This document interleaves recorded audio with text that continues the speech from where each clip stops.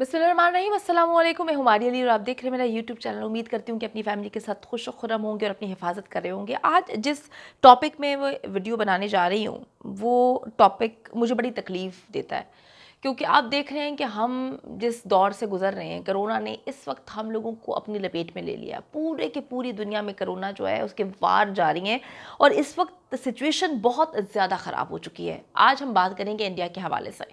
India में इस हद तक सिचुएशन ख़राब हो चुकी है कि जो तस्वीरें, जो वीडियोज़ आ रही हैं उसे देखकर दिल रो रहा है, खून के आंसू रो रहा है, इतनी तकलीफ़ महसूस हो रही है। देखिए, मैं हमेशा एक बात जानती हूँ, एक बात करती हूँ कि दो मुल्कों की दुश्मनी नहीं होती। ये सिर्फ़ और सिर्फ सियासत की वजह से, पॉलिटिशियंस की वजह से ये दुश्मनियाँ जो है वो ऊपर वाले लेवल पर लोग करते हैं। इंसान तो सारे एक जैसे हैं, चाहे जिस मर्ज़ी मज़हब के हों, जिस मर्ज़ी फ़िरके से ताल्लुक़ रखा हो, जिस मर्ज़ी रंग व नस्ल के हों।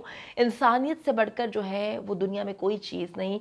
और इंसान होने के नाते हम उतना ही दर्द महसूस कर रहे हैं पाकिस्तान में बैठे हुए, जितना दर्द कोई इंडिया में बैठकर अपने प्यारों के जाने का महसूस कर रहा होगा, क्योंकि हम सबका दर्द और दुख साझा ही है।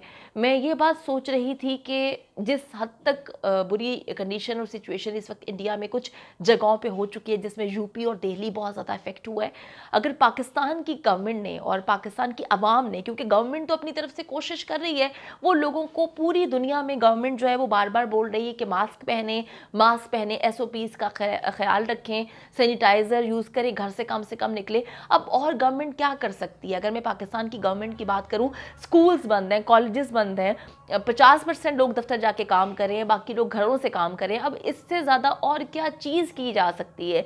इससे ज़्यादा एहतियात तो आपका कोई हाथ पकड़ के नहीं करवा सकता। एहतियात तो अब आपने खुद ही करनी है। जितना कुछ गवर्नमेंट कर सकती थी इस सिचुएशन में गवर्नमेंट कर रही है, बाकी ख्याल तो हम लोगों को ही रखना है। अब बात जहाँ पर आती है इंडिया को देखने के बाद हमारी सिचुएशन की, तो हमें जो है आंखें खोलनी चाहिए, समझना चाहिए, सीखना चाहिए। मैं हमेशा ये बात बोलती हूँ, किसी की किसी चीज़ से सीखना चाहिए, अपने आप को विक्टिम नहीं बनाना चाहिए। फिर भी जो लोग जो है SOPs की खिलाफ वर्जी कर रहे हैं, उनको नहीं मान रहे, नहीं अपना रहे, मास्क नहीं पहन रहे, मेरी उनसे जो है वो इल्तिजा है, खुदा के लिए, अपने घर वालों के लिए, अपने लिए, अपने प्यारों के लिए उनका ख्याल रखें। जो किसी दूसरे मुल्क में हो रहा है, खुदा के लिए अपने मुल्क का ये हाल ना करवाएं। इंडिया की सिचुएशन इस वक्त इतनी मखदूश हो चुकी है कि तस्वीरें देखकर दिल खून के आंसू रो रहा है कि किस तरह से वहाँ पर इतनी तादाद में लोगों की डेथ हो रही है। और आपको पता है कि जब किसी की मौत होती है, उसकी आखिरी रसूमात, हर इंसान, चाहे उसकी हैसियत हो या ना हो, वो अपने प्यारों की आखिरी रसूमात बहुत अच्छे तरीके से करना चाहता है। इस हद तक सिचुएशन बिगड़ चुकी है कि जो बेचारे फौत हो रहे हैं, जो बेचारे मर रहे हैं, ना उनके लिए लकड़ियां हैं, ना उनके लिए शमशान घाट है, जिसको जहाँ पर जगह मिल रही है वो वहाँ पर जो है उसकी चिता जला रहा है। तो इस मुश्किल की घड़ी में हम लोग जो हैं आपके इस दुख में साझे हैं। और इसकी एक बहुत ही ज़बरदस्त मिसाल जो है पाकिस्तान के हीरो ने जो है वो दिखाई है। आपको बताती चलूँ कि फैसल ईदी, जो कि हमारे ईदी साहब के साहबजादे हैं, उनकी जानिब से मोदी को ख़त लिखा गया है और उसमें भारत में कोरोना बहरान से निपटने के लिए फैसल ईदी ने जो है मदद की पेशकश कर दी है। मैं फैसल ईदी को इस प्लेटफॉर्म के तवज्जो से सलाम पेश करती हूँ और मैं चाहती हूँ कि इस मुल्क में, इस कौम से फैसल ईदी जैसे बेपनाह बेटे पैदा हों, जिस पर पूरी दुनिया, पूरी पाकिस्तान फ़ख्र करे।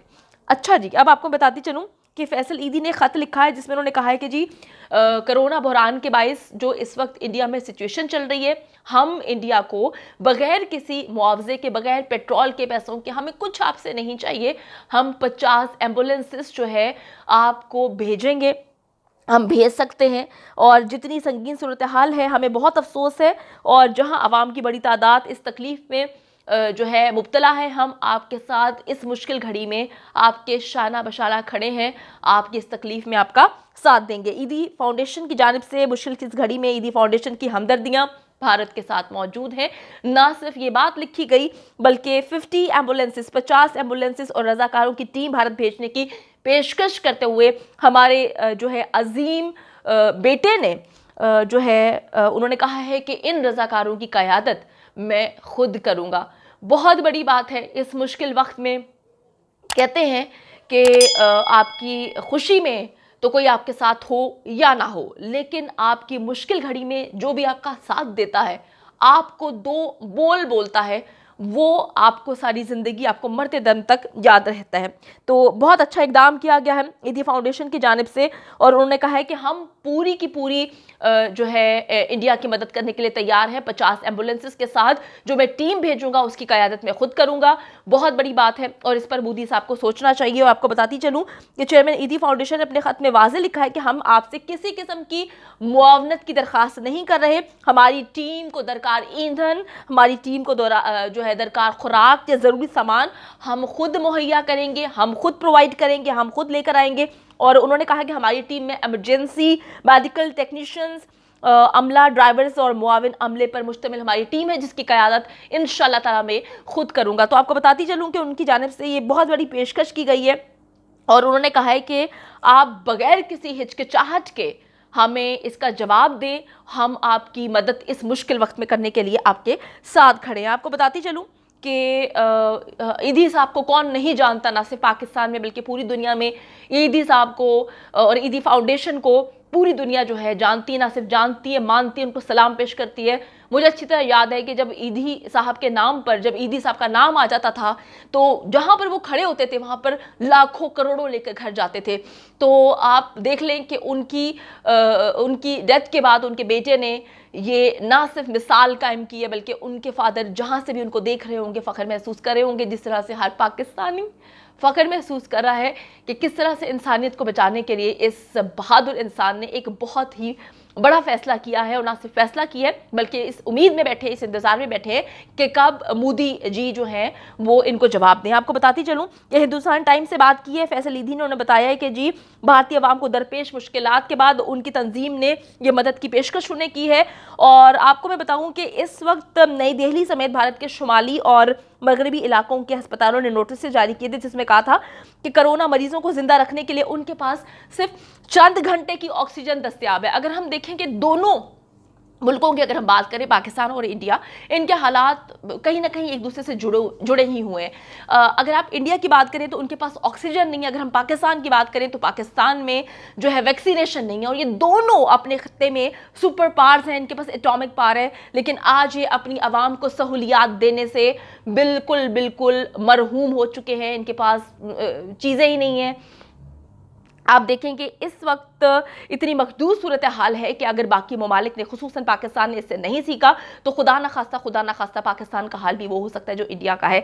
तो मोदी साहब, जहां से आपने वोट लिया था वहां पर आज लोग मर रहे हैं, आप खुदारा उनको बचाएं, उनके लिए कुछ करें। ये ना हो कि आपको वोट देने वाला कोई ना हो, वोट का हक अदा करें। जिस तरह से आप लोग मिलकर जो है वोट के लिए अपीलें करते हैं, मांगते हैं, अगर आप बेसिक फैसिलिटीज़ अपने ममालिक में प्रोवाइड नहीं कर सकते, तो चाहे वो पाकिस्तान हो, इंडिया हो, बांग्लादेश हो, अफगानिस्तान हो, अमेरिका हो, यूरोप हो, अगर आप लोग वोट लेने के बाद आवाम को भूल जाते हैं, छोड़ देते हैं, उनकी केयर नहीं करते, तो आप सब पर लानत है। तो मेहरबानी करें, वो आवाम इस वक्त आप लोगों की हेल्प की मुंतज़िर है, जिन्होंने बहुत ज़्यादा मान से आप लोगों को वोट दिया था। आप सब जानते हैं कि इस वक्त बहुत बड़ी तादाद में लोग जो हैं उनकी डेथ हो रही है इंडिया में। ये कोरोना वायरस जो है वो बेहद बुरी तरह फैल चुका है इंडिया में, और उसकी वजूहात यही थी जो कि हम वज़ीर आज़म पाकिस्तान को मैं सलाम पेश करती हूँ कि किस तरह से उन्होंने शादियों पर पाबंदी लगाई, मेलों पर पाबंदी लगाई, इज्तिमात पे पाबंदी लगाई। यही सब चीज़ें निगलेक्ट की गई इंडिया में, जब इतनी बड़ी तादाद में लोग वहाँ पर मौजूद थे जहाँ पर कुंभ का मेला लगाया गया, और बेतहाशा लोगों को उस वक्त कोरोना वायरस ने अपनी लपेट में लिया। खुदारा अपने मुल्क को बचाएं, उनके लिए कुछ करें, और पाकिस्तान जो है इस मुश्किल घड़ी में आपके साथ मौजूद है, आपके साथ खड़ा है, आपके दर्द को समझता है। आप लोगों के लिए हम लोग दुआगो हैं कि अल्लाह ताला हम सबको इस तकलीफ दे मरहले से, इस तकलीफ दे बीमारी से, मुसीबत से, वबा से निजात दिलाए। आमीन सुम आमीन। वीडियो को ज़्यादा से ज़्यादा शेयर करें और बताएं कि किस तरह से पाकिस्तान के और पाकिस्तानियों के दिल में लोगों के लिए नफ़रतें नहीं, सिर्फ़ और सिर्फ मोहब्बतें ही हैं। मुझे दुआ में याद रखिएगा। अल्लाह ने के बाद।